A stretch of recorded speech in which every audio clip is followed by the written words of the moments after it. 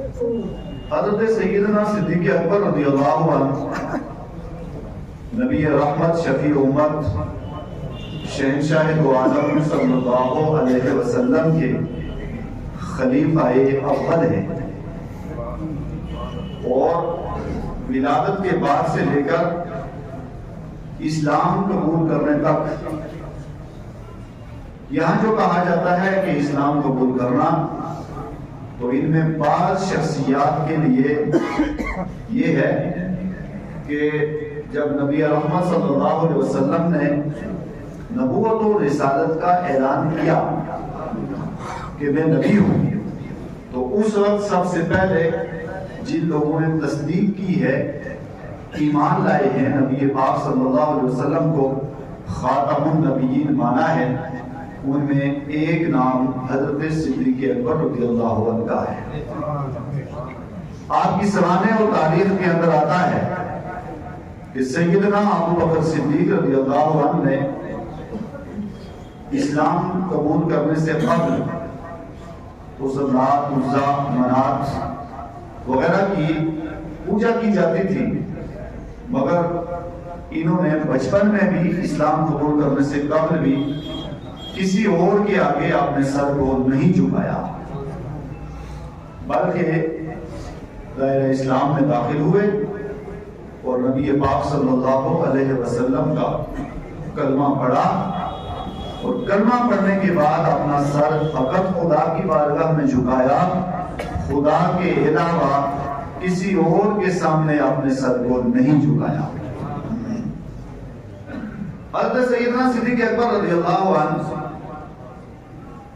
آپ ہر میدان کے تاجدار بھی ہیں، شاہ سوار بھی ہیں، اور ہر میدان کے اندر ایک منفرد حیثیت رکھنے کے جامع ہیں۔ یہ انہیں اللہ تعالیٰ نے ہر ایک کمال اور خوبی آپ کو عطا فرمائی ہے۔ اگر علم کے میدان میں جائیں تو صدیق اکبر رضی اللہ عنہ کا کوئی ثانی نہیں، زہد و تقویٰ و ورع میں جائیں تو صدیق اکبر رضی اللہ عنہ کا کوئی ثانی نہیں، نبی پاک صلی اللہ علیہ وسلم پر جانثاری کا عالم دیکھا جائے اور اس قدر اگر جائیں تو صدیق اکبر رضی اللہ عنہ کا کوئی جواب نہیں۔ غرض یہ کہ آپ جس میدان کے اندر بھی جائیں گے اور صدیق اکبر رضی اللہ عنہ کے حالات، معاملات اور زندگی کا مطالعہ کریں گے تو واحد شخصیت ہے حضرت صدیق اکبر رضی اللہ عنہ، جو آپ کو ہر میدان کے اندر اس میدان کے تاجدار بھی نظر آتے ہیں صحابہ کرام میں، اور شاہ سوار بھی نظر آتے ہیں۔ یہی وجہ ہے کہ حضرت سیدنا صدیق اکبر رضی اللہ عنہ کی صحابیت، باقی جتنے بھی ہیں ان کو نبی پاک نے صحابی کہا، وہ ایمان لائے، دائرہ اسلام میں داخل ہوئے تو ان کو صحابیت کا لقب ملا، ان کو دوسروں نے صحابی کہا، تابعین نے صحابی کہا، تبع تابعین نے صحابی کہا، ائمہ نے کہا، فقہا نے کہا، محدثین نے کہا، اولین نے کہا، آخرین نے کہا، مگر واحد شخصیت ہے صدیق اکبر رضی اللہ عنہ کہ جن کی صحابیت کا اعلان رب کا قرآن کریم کے اندر فرما رہا، اذ یقول لصاحبہ لا تحزن ان اللہ معنا۔ حضرت صدیق اکبر رضی اللہ عنہ جب نبی رحمت، شفیع امت صلی اللہ علیہ وسلم کا وصال ہوا تو سرکار کے وصال کے بعد صدیق اکبر رضی اللہ عنہ کو بڑے بڑے حالات اور واقعات کا مقابلہ کرنا پڑا، بڑے بڑے لوگ پیدا ہوئے۔ ایک دشمن وہ ہے کہ جو تلوار لے کر آپ کے سامنے آیا ہے اور آپ نے اس سے مقابلہ کرنا ہے۔ آپ کو پتا ہے کہ اس کے ہاتھ میں تلوار ہے اور سامنے تلوار لے کر کے آیا ہے، تو میں نے مقابلہ کرنا اس سے۔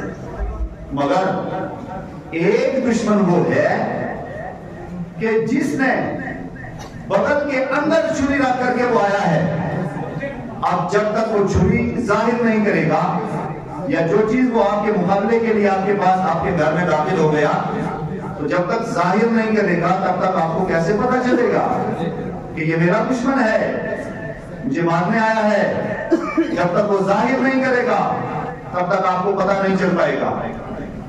اسلام کو بہت سے لوگوں نے نقصان پہنچانے کی کوشش کی ہے، ہر دور کے اندر مذہب اسلام کو نقصان پہنچانے کی کوشش کی گئی۔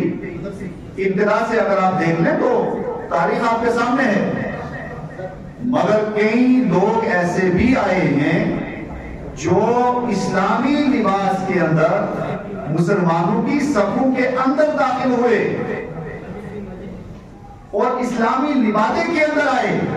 جب اسلامی لبادے کے اندر آ کر کے اسلام کے خلاف انسان کھڑا ہو جائے تو ایسے دشمن کو محمد سبحان صاحب پہچاننا بڑا مشکل ہوتا ہے، کیونکہ ہم دوسرے دشمن کو پہچان لیں گے ظاہرہ وہ سامنے ڈنڈا لے کے آیا، پھونڈا لے کے آیا، کوئی چیز لے کر کے آیا، مگر یہ تو وہ ہے جو آپ کا لباس پہن کے آیا ہے، داڑھی آپ کی طرح رکھ کے آیا ہے، ٹوپی جبا کبا رکھ کر کے آپ کی طرح آیا ہے، لیکن بدن کے اندر چھری ہے اور نشانہ یہ کہ میں اسلامی لباس کے اندر ہوں اور اسی لباس کے اندر آ کر کے ان لوگوں کے اوپر حملہ کیا جائے۔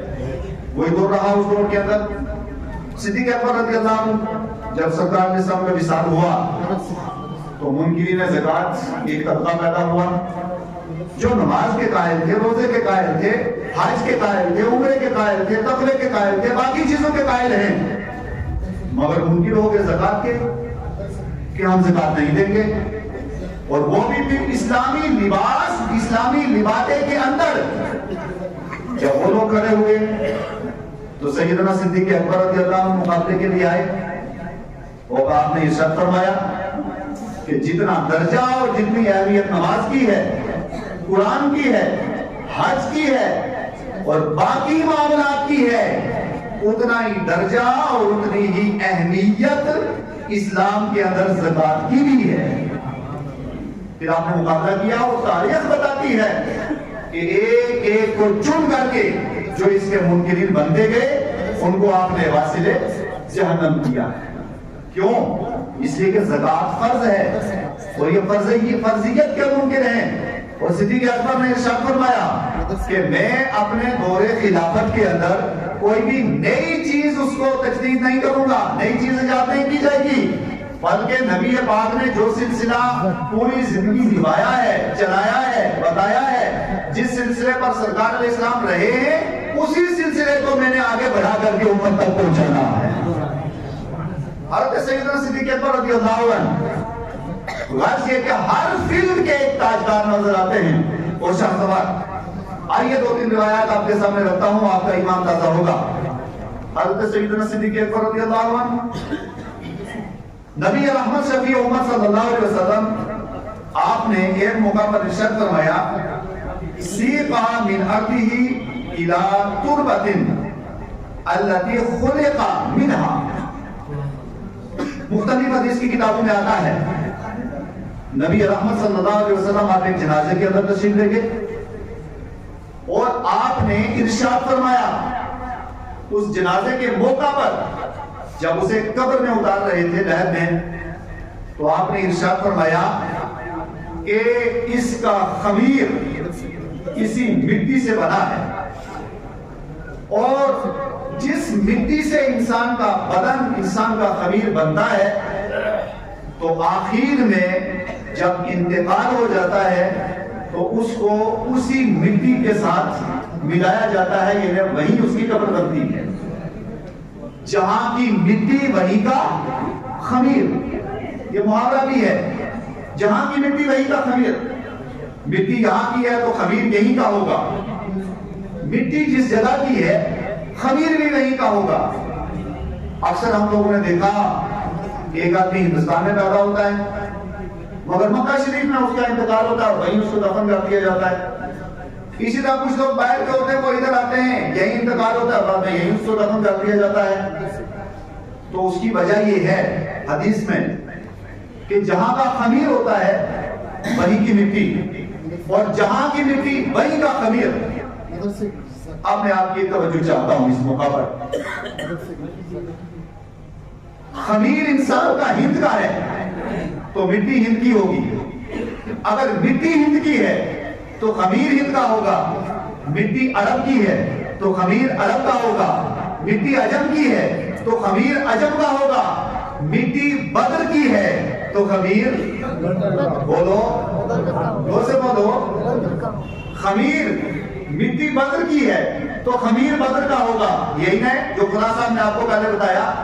جہاں کی مٹی ہوتی ہے وہیں کا خمیر ہوتا ہے. جس جگہ یہی نے اس کی جو پیدائش تخلیق کی گئی اللہ تعالیٰ نے اس کے جسم کی جو تخلیق فرمائی ہے یہ تخلیق اسی مٹی کی فرمائی کہ جہاں آج وہ انتقال ہوا اس کی قبر بنی ہے. یعنی جہاں کا خمیر وہیں کی مٹی, جہاں کی مٹی وہیں کا خمیر. عرب کی مٹی ہے تو عرب کا خمیر ہوگا. عجم کی مٹی ہے تو عجم کا خمیر ہوگا. اور اسی طرح پھر بدر میں ہے تو پھر بدر کا خمیر. اب بدر کی مٹی ہے تو تبھی بدر کے اندر اس کی قبر بنی اور بدر کا خمیر ہوا. اسی طرح احد میں چلے جائیں, حنین میں چلے جائیں, تبوک میں چلے جائیں, یرموک میں چلے جائیں, باقی دنیا کے خطے میں چلے جائیں, بغداد میں چلے جائیں, اجمیر میں چلے جائیں, سندھ میں چلے جائیں, باقی دنیا کے علاقے میں چلے جائیں تو معنی یہ ہوا جس جگہ کی مٹی ہوتی ہے اسی جگہ کا خمیر ہوا کرتا ہے. جس جگہ کا خمیر ہوا کرتا ہے اسی جگہ کی مٹی ہوا کرتی ہے. اے صدیق اکبر تیری عظمت پر قربان جائے, تیری رفعت پر قربان جائے, تیری شان پر قربان جائے. جہاں مصطفیٰ آرام فرما رہے ہیں وہی صدیق اکبر بھی آرام فرما رہے ہیں. بولو زور سے. دیکھیں نا صدیق اکبر رضی اللہ عنہ کا خمیر کہاں ہے؟ ادھر نبی پاک صلی اللہ علیہ وسلم ہے. اور کچھ آپ بھی تو بولے نا یار, چپ کر کے بیٹھے, زور سے بولے سبحان اللہ.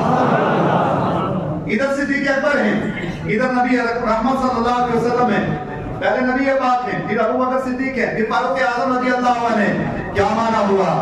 معنی یہ ہوا جس جگہ کی مٹی ہوتی ہے اسی جگہ کا خمیر ہوتا ہے. مگر صدیق اکبر کی شان کا عالم یہ, عظمت کا عالم یہ کہ باقی کا خمیر بھی الگ ہے اور مٹی بھی الگ ہے. مگر صدیق اکبر رضی اللہ عنہ کا خمیر کس جگہ کا ہے؟ سرکار علیہ السلام کے روضہ مبارک, حجرہ مبارک کے اندر کا, روضہ رسول کے اندر کا خمیر ہے.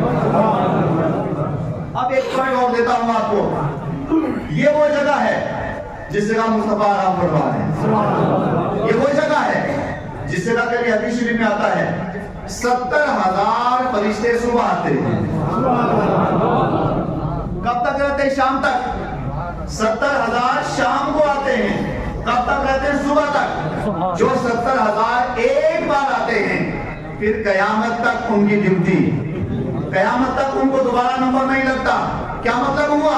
مطلب یہ ہوا کہ جس جگہ نبی پاک آرام فرما رہے ہیں وہ روضہ مبارک, وہ حجرہ مبارک, وہ گنبد خضرا, اس کا عالم یہ ہے کہ گنبد خضرا کا عالم جس جگہ مصطفیٰ آرام فرما رہے ہیں اس جگہ کا عالم یہ ہے کہ یہ جگہ عرش سے افضل ہے, یہ جگہ کرسی سے افضل ہے, یہ جگہ لو سے افضل ہے, یہ جگہ جنت سے افضل ہے, یہ جگہ پوری کائنات سے افضل ہے. کیوں افضل ہے؟ اس لیے افضل ہے کہ یہاں مصطفیٰ آرام فرما رہے ہیں. جس جگہ مصطفیٰ آرام کریں وہ جگہ سب سے افضل ہوا کرتی ہے. اور ان کے ساتھ کون آرام فرما رہا ہے؟ صدیق اکبر مصطفیٰ کے ساتھ ہے, فاروق اعظم مصطفیٰ کے ساتھ ہے. تو معنی یہ ہوا جس جگہ صدیق اکبر بھی آرام کر رہے ہیں, فاروق اعظم بھی آرام فرما رہے ہیں, مصطفیٰ کے ساتھ یہ وہ جگہ ہے جو عرش خدا سے بھی افضل ہوا کرتی ہے.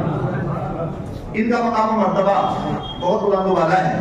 انشاءاللہ پھر آگے چل کر کے ان کے تعلق سے مزید گفتگو رہے گی. اللہ تبارک و تعالی ہم سب کو کہنے سننے سے زیادہ عمل خیر کی توفیق عطا فرمائے اور حضرت سیدنا صدیق اکبر رضی اللہ عنہ کے خصوصی فضائل اور ان کے کمالات اور ان کی جو سخاوت ہے, اللہ تعالیٰ اس سخاوت سے ہم سب کو اور کوئی امت کو فیض یاب فرمائے.